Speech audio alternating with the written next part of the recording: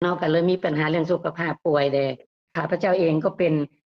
อยู่ในตลาดเนาะมันก็สิเป็นภูมิแพ้ภูมิแพ้แล้วก็เลือดจางกระเพาะลำไส้อักเสบไขมันในเลือดเจ็บหัวไมเกรนข้างเดียว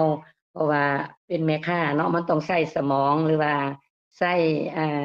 แนวคิดหลายอย่างเนาะก็เลยเฮ็ดให้การเจ็บป่วยเฮานี่มันแทรกซ้อนมาเป็น5-6โรคเนาะเลยได้ลองเบิ่ง3ซองนั่นแหละ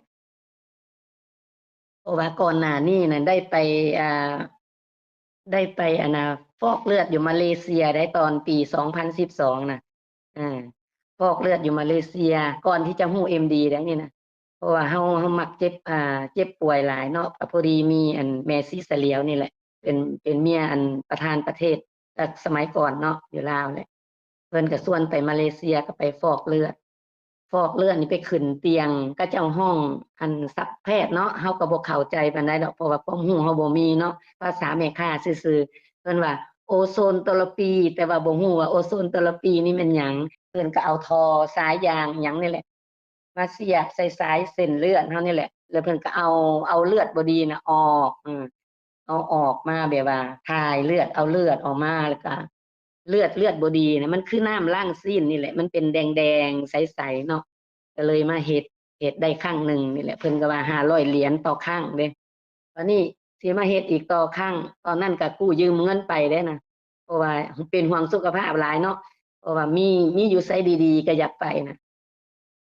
วันนี้เพิ่นว่าอยากเฮ็ดอีกรอบที่2นี่โอ๊ยบ่มีเงินเฮ็ดแล้วว่ะก็เลยรอจนมีเอ่อพระประธานสวรรค์มาโปรดนี่แหละจังได้พ้อกับ MD นี่แหละก็เลยได้กิน3ซองหั้นแหละ ก็เลย3ซองนี่แหละต่อบุญต่อยอดต่อวาสนามาถึงปัจจุบันนี้แหละเจ้าก็เฮ็ดให้ติ๋มนั่นสุขภาพดีก็อยากไปบอกต่อแล้วบัดนี้นะอยากไปบอกต่ออันก่อนที่เฮากินดีแล้วน่ะ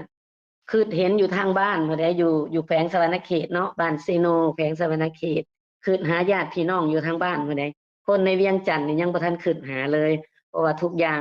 ถ้าเฮาดีแล้วเฮาก็อยากคิดหาพี่น้องเนาะ ก็เลยเมื่อทางเซโนแหละก็เลยเอาไปให้ทางเซโนหั่นเพิ่นได้กินได้ไส้เนาะเพิ่นก็รู้สึกว่าดีขึ้นหลาย